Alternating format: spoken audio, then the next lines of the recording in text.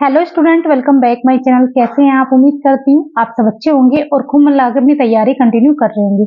आज बात करने वाले हैं जो भी हाउस वाइफ हैं वो अपना टाइम मैनेज कैसे करें ताकि अपनी पढ़ाई के लिए 8 से 10 घंटे निकाल पाए। देखिए, मैं भी एक हाउस वाइफ हूँ और मैं भी कम से कम 10 से 9 घंटे डेली पढ़ाई करती हूँ। आप भी कर सकते हैं, बशर्ते आप अपने मन से ये निकाल दीजिए कि अभी आपको समय नहीं मिल पा रहा है, आप नहीं पढ़ पा रही हो। ये आपके हाथ में है, आप अपना समय मैनेज कर सकती हैं। कहते हैं ना, मन के हारे हार है और मन के जीते जीत। जब हम अपने मन से ही हार जाते हैं ना, तो हर चीज में हमें नेगेटिविटी दिखाई देने लगती है। एक कमेंट मुझे आया था, दीदी मेरे पास एक बच्चा है, मेरी फैमिली में 7 मेंबर है और मैं चाहकर भी पढ़ाई नहीं कर पाती हूँ क्योंकि मुझे समय नहीं मिलता। तो सिस्टर देखिए, ये आपकी नहीं न जाने कितनी हाउसवाइफ की प्रॉब्लम है। मेरे घर में भी मेरा एक छोटा सा बच्चा है जो बहुत ज्यादा शैतान है और साथ में मेरा परिवार भी है। ये तो हमारे हाथ में होता है कि हम किस तरीके से अपने घर के काम को मैनेज करें, किस तरीके से हम अपने बच्चे को हैंडल करें। देखिए, बच्चा हमारी पढ़ाई में बाधा नहीं होता। हाँ, कभी कभी ऐसा होता है बच्चे की वजह से हम मतलब समय जो है थोड़ा कम हो जाता है क्योंकि उसे थोड़ा मैनेज करना पड़ता है। लेकिन बच्चा हमारी लाइफ में वो है कि जिसके लिए हम कुछ करना चाहते हैं। आपको नहीं लगता कि आपका जो बच्चा है आप उसे अपनी लाइफ में बहुत कुछ देना चाहती हैं? तो आप ये मान के चलिए कि आप अपने बच्चे के लिए पढ़ रही हैं। आप एक बार उसकी तरफ देखिए कि आप उसको क्या देना चाहते हो अपनी लाइफ में। तो मुझे नहीं लगता फिर आपको ऐसा लगेगा कि बच्चा हमारी पढ़ाई में बाधा बन रहा है। ये तो कहते हैं ना कि बच्चे तो भगवान के रूप होते हैं और बच्चों को ना हमें हमें मैनेज करना होता है। तो आप अपनी छोटी-छोटी चीज़ों में अपने बच्चे को इन्वॉल्व कीजिए। जैसे कि आप ना, जब आप जैसे यदि आपका बच्चा बहुत छोटा है, अभी स्कूल नहीं जाता है, तो आप ये मत देखिए कि आपके कमरे की हालत क्या हो रखी है, क्योंकि जिसके घर में बच्चे होते हैं ना, तो बच्चे पूरे सामान को फैला देते हैं। अब ऐसा आप मत करना कि उसे साथ के साथ ही आप अपने पूरे रूम को सेट करेंगे। बच्चे को आप किसी भी खेल में लगा दीजिए, है ना? उसके पास बहुत सारे खिलौने डाल दीजिए, जो भी छोटे-छोटे खिलौने होते हैं ना, वो उन्हीं में ही लगा रहेगा काफ़ी टाइम तक और आप उस टाइम पे आप बैठ के अपना रिवीजन कर सकते हैं, अपनी पढ़ाई कर सकते हैं। मैं भी अंश को अपने पास ही बिठा के कभी-कभी मैं उसे कॉपी पेन दे देती हूँ और फिर उससे मैं बोलती हूँ कि आप भी मेरे साथ पढ़ाई करो, ठीक है? तो बच्चे को आप इस तरीके से मैनेज कर सकते हैं। उसको थोड़ा आप अपनी ही जो आपकी गतिविधियाँ हैं उसी में ही उसे इन्वॉल्व रखें और देखिए, बच्चों को बाहर ज़्यादा ना भेजें क्योंकि आजकल ऐसा नहीं है कि आप अपने बच्चे को अपने से दूर रखें, जितना हो सके अपने बच्चे को अपने पास रखें।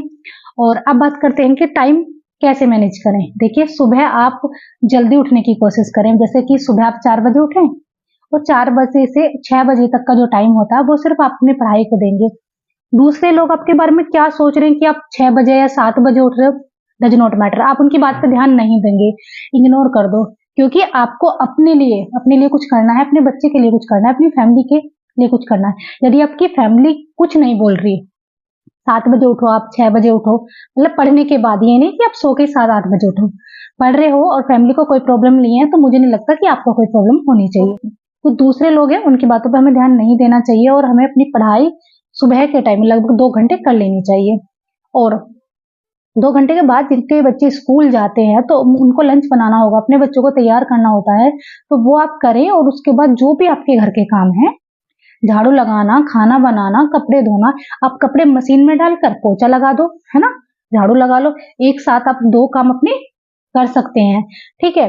और जैसे ही आपके घर के काम खत्म हो जाए, तो आप कोशिश करो कि सुबह 9 बजे, क्योंकि गर्मियाँ चल रही हैं, दिन थोड़े बड़े होते हैं, तो 9 बजे तक आप अपना पूरा काम कंप्लीट कर लें।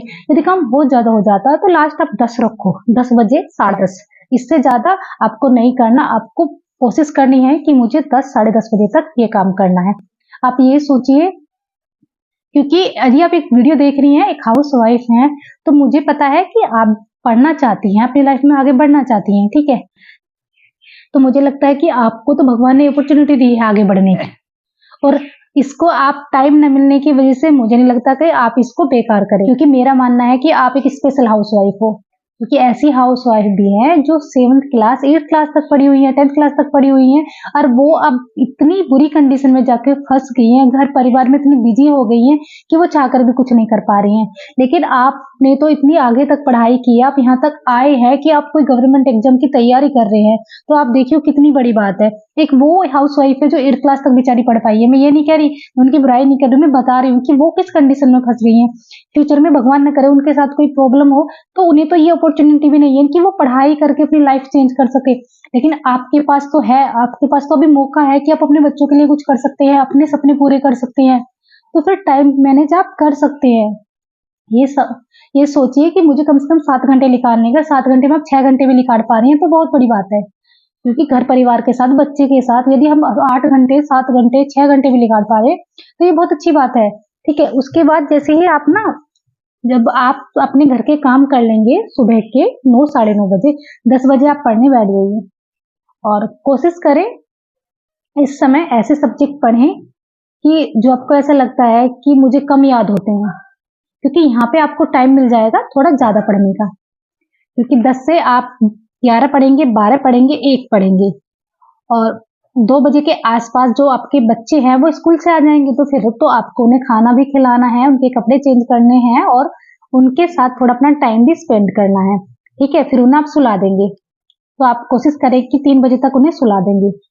ठीक, और उसके बाद अब आप जो है थक चुके हैं, क्योंकि एक तो आपने काम भी किया है, ऊपर से अपनी पढ़ाई, मेंटली भी और फिजिकली भी हम थक जाते हैं, तो हमको भी थोड़े रेस्ट की जरूरत होती है। फिर आप 1 से 1.5 घंटे रेस्ट ले, सो जाए अपने बच्चों के साथ, और फिर जब उठेंगे, उठने के बाद, क्योंकि जब आप उठेंगे तो 5 साढ़े 5 बज चुके होंगे, और फिर शाम का काम स्टार्ट हो जाता है। क्योंकि जिनकी बड़ी फैमिली होती है तो उन्हें ज्यादा काम होता है, खाना भी ज्यादा बनाना होता है, और भी मेंबर्स होते हैं, ठीक है, उनकी भी करनी होती है।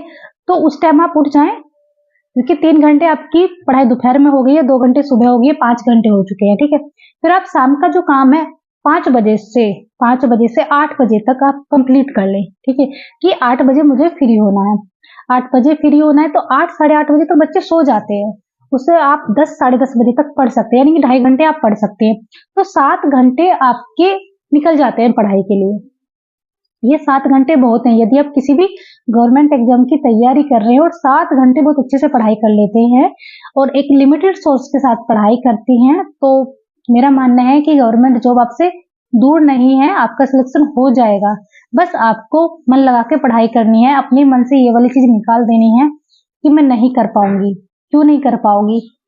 बहुत सी लेडीज हैं जो हाउसवाइफ हैं, बहुत सी हाउसवाइफ हैं जो बच्चों के साथ, घर परिवार के साथ उनकी पढ़ाई भी मैनेज करनी है। देखिए ना, मैं भी हूँ, मैं बच्चा भी है, परिवार भी है, और देखो यूट्यूब चैनल भी है, ये भी मैनेज करना होता है। तो बहुत सारी चीज होती है, सारी चीज हमारे हाथ में होती है निकालना। ठीक है, तो उम्मीद करती हूँ कि आप सब अपना टाइम वेस्ट नहीं करेंगे, सोशल मीडिया से दूर रहेंगी और ज्यादा से ज्यादा अपनी पढ़ाई पर फोकस करेंगे। ये वीडियो पसंद आए, चैनल को जरूर सब्सक्राइब करें, ज्यादा से ज्यादा शेयर करें। Thank you.